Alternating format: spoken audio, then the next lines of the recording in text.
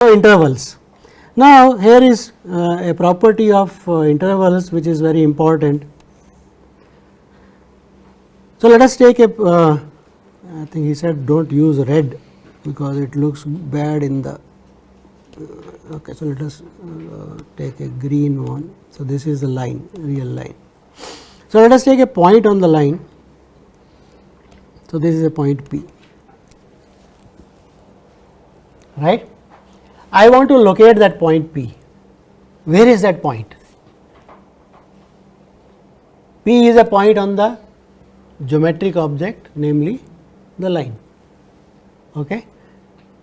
I want to pinpoint where is that point. Imagine as if there is a big road, right, going from one end to another, right. In a desert, there is no sign of anything anywhere around, and there is somebody stranded on the road, and he sends a message that locate me, find me, help me. So, how will you locate that point?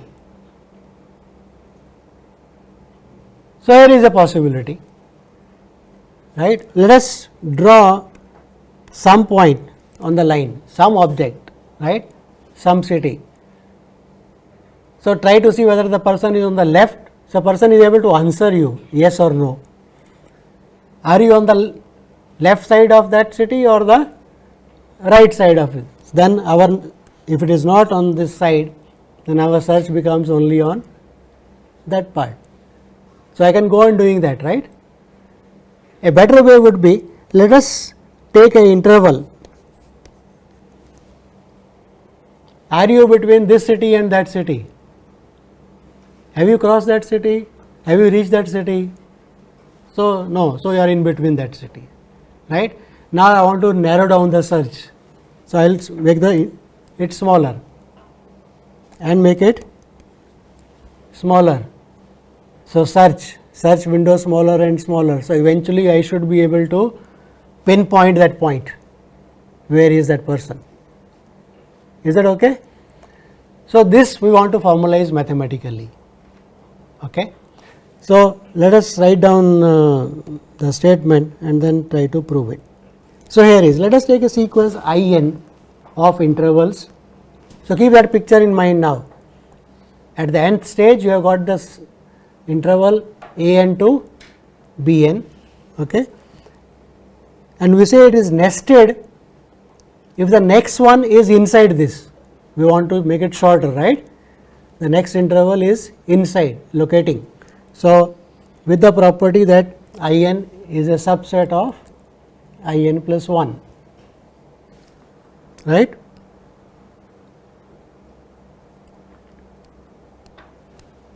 Is it okay saying that this is saying in is inside? In is bigger, in plus 1 is it right or wrong? Which way? Have I written it rightly or wrongly? In plus 1 should be smaller. So, this is written wrong, right? There is a typo in this? Yes? So, this one should be in plus 1 should be inside in. I want to say that, right? That picture in plus 1, smaller part of it. So, this is wrong here. And what should happen in that picture? I want to make it smaller and smaller. So, how do you say that really they are becoming smaller and smaller? Eventually, they should capture that point. That means, the sequence an, that is the right hand points, left hand points bn, the difference of the two should go to 0. The length of the interval, right, should go to 0. What is the length of the interval in? Bn minus an, that should go to 0. So, I want to prove. So, let us write here, this is called nested interval property.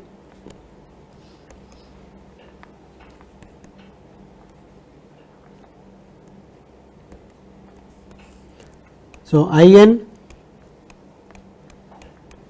is a sequence of closed bounded intervals. In equal to an comma bn for every n bigger than or equal to such that 1 I n plus 1 is a subset of I n for every n, right. Second, limit b n minus a n, n going to infinity is equal to 0, right. The intervals are becoming smaller and smaller, that is captured by saying this is 0. So, this implies eventually what do you expect? I should capture that point and only that point, right. So, it says intersection of I n's 1 to infinity is a singleton point x for some x belonging to R. Is a nested sequence, means next one is inside the previous one, right. That is why we say it is a nested interval property. It is a sequence of intervals which is nested, right. Next one is inside the previous one and they are becoming smaller and smaller. So, saying that the length is going to 0, and one more property very important, that they are each I n is a close bounded interval. Otherwise, you cannot say b n minus a n is going to 0 anyway. If any one of the I n is unbounded, then you can't say that, right, length will be infinity, it will be bigger than anything. So, it cannot go. So, either I should prove, okay, let us prove this first and then say why all these conditions are required. Okay. See, whenever you prove a theorem, under some conditions you try to see whether any one of the conditions can be dropped or not. You can remove that condition from the theorem or not, because if you can remove it, then your result, you have got a much stronger result at your hands without that condition also, right. So, I n is a sequence. So, let us try to understand the proof. So, this is a n and this is b n, here is, right. So, where is a n plus 1? So, here will be a n plus 1 and possibly here will be b n plus 1, because it is nested. It is the nested sequence, right. So, now look at the left hand points, a n's, it is a sequence of points. What can you say about that sequence? It is monotonically increasing. What about sequence b n's? Are both bounded? So, they must converge. So, first observation, the left hand points must converge, the right hand points must converge. So, limit a n going to infinity equal to a exists. That is the first step, because a n is a monotonically increasing sequence which is bounded above, and limit n going to infinity b n equal to b exists because of the property every monotone sequence which is bounded must converge. What is the relation between a and b? Claim a is less than or equal to b. Is that okay? A is less than or equal to b. Is that okay for everybody? Because a n is less than b n, right. So, or look at each a n is less than b n and b n is decreasing. So, b n's are upper bounds for the sequence a n, right. So, the limit of that is a, so a must be less than or equal to b, okay, right. Now, the question is, can I say, is it possible a is strictly less than b? Is it possible that a is strictly less than b? See, saying that limit of a n's exists, limit of b n's exists, we have used the property that is sequence is nested. That property has been used. once nested. If you want to say that if A is strictly less than B, that means what?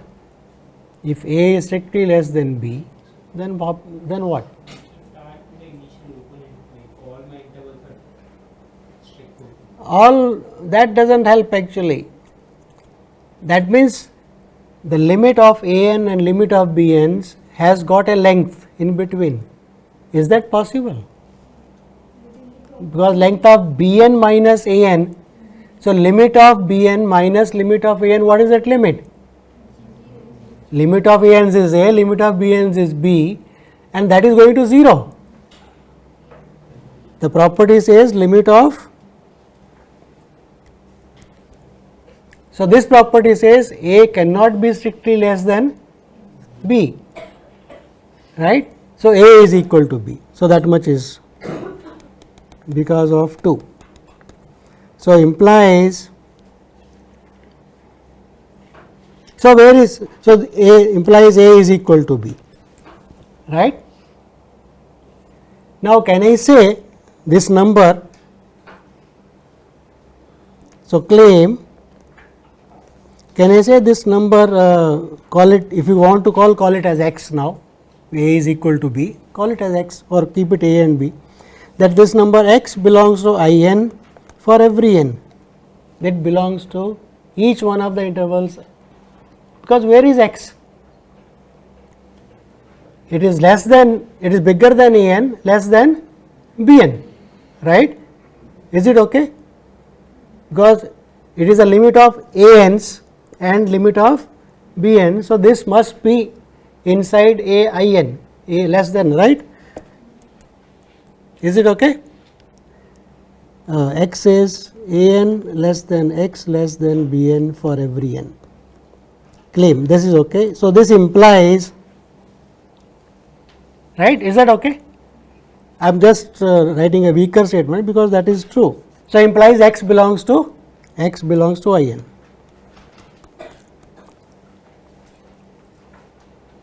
Claim, can I say x belongs to the intersection in's?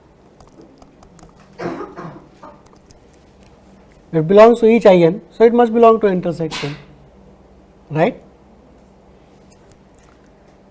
So implies singleton x is a subset of the intersection in. Now question is, can I say it is equal to? I want to say it is equal to. How can I say that this is equal to intersection in? If not, the simplest way of doing this is, if not, suppose there are 2 points, x and y both in, then what will happen? So length of in will be bigger than y minus x, right? Both are inside in, so length cannot go to 0 then. If x and y, x not equal to y are inside in, then what will be the length of in? It will be bigger than or equal to y minus x, which cannot go to 0, it is a number. So that is not possible, again because length goes to 0. So this is okay. Now my question is, we have used nested property, we have used the property that, what else we have used? Nested property we have used, and then property 2, length going to 0 we have used. Where have we used the fact that they are closed intervals? Where did we use the fact that each in is a closed interval? In this proof, can you spot somewhere some line which I should have justified, I did not? There must have been somewhere, otherwise I can remove that condition that in's are closed intervals. I could just say in's are nested sequence, length going to 0, should be happy. A and B are equal. What are A and B are? If A and B are equal. So you intend to say that here, right? But I use property 2 here, namely the length is going to 0. Yeah, so in this proof where I have used the fact the closed, what you are trying to say is I can give you a counter example where for open it will not be true, right. But I am saying in this proof, see, that is how we should try to understand in what line of this arguments did I use the fact that INs are closed intervals. Till now saying ANs are increasing, that is nested property. BNs are decreasing, that is nested property, right. Bounded, intervals are bounded, so both sequences are bounded, so convergent, no problem, right. And because AN is less than or equal to BN, so limit A will be less than or equal to B, that is okay, that is property of limits, right. So we are saying if possible A is less than B, that is okay, because if A is less than B, then what happens? We said X will be between A and Bn, that is okay, right, because ANs are increasing, Bn's are decreasing, so X will be inside, right. But does it imply that X has to be in the interval In Bn, closed interval? If it is not closed, would you say that X has to be in the interval A and Bn? Right. So, something to think about, right. So, try to go through the proof yourself and try to understand. This is how you will understand and then remember the conditions, what are the conditions, what are required. Where in the proof we use the fact that INs are closed intervals.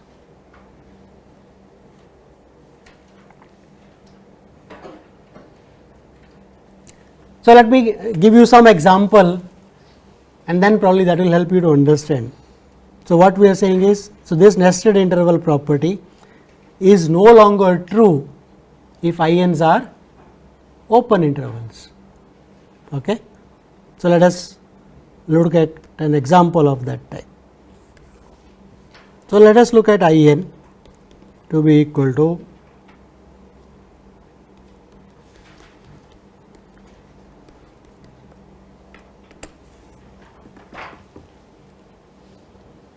so where is the first one? 0 and 1. Where is the next one? 1 by 2, 1 by 3. So, what is the length of IN? Length of IN is 1 over n, that goes to 0. So, this is a nested sequence of intervals INs, length going to, what is the intersection of INs? What do you think is the intersection of INs? If you say it is phi, that means I have got a counter example indicating that in the theorem of nested interval property, you see when you are in the proof, when you are taking limit AN is A, limit Bn is B, then A and B need not be part of the, right, that is what is happening here of the intersection. A and B need not be part of the intersection, that is what is happening. So, to say that A and B, when you want to say X is in A IN for every n, that is the limit of AN and B, and you want to say that belongs to IN, then you have to have closed intervals, otherwise this may not be true. So, that is the place there you use. Is that okay? Yes. So, we have proved what is called the nested interval property. That means, and it is a consequence of basically LUB property, you can say, because LUB property implies every monotonically increasing bounded sequence is convergent, and we did not prove that, but one can prove that actually that is equivalent to LUB property. So, LUB property, monotone increasing and bounded convergent, Cauchy-ness, all are equivalent properties. If you assume one, you can prove the other, but we are doing only LUB implies monotonically increasing and bounded is convergent, monotonically and we LUB property implies Cauchy, and we also proved Cauchy implies LUB property, right. In the way that we did not prove Cauchy implies LUB, we only proved that every Cauchy sequence, a sequence is convergent if and only if it is Cauchy. One can prove all these are equivalent, we will not go. We also proved as a consequence of this what is called nested interval properties, locating a point on the line, right. One can prove that this is also equivalent to LUV property. Converse also, if you assume this property on a field, then it has to have LUV property. These are all slightly deep theorems in construction of real numbers, we will not go into that. But as a consequence of LUV property, these properties are true, right. So, what we have done today is nothing much actually. What we have done is we have defined one, a cosinus is equivalent to convergent, one. Second, we defined what is an interval. We try to characterize what are intervals, left open, right close in the familiar geometric form, and then we proved the nested interval property, right. So, let us stop. Thank you.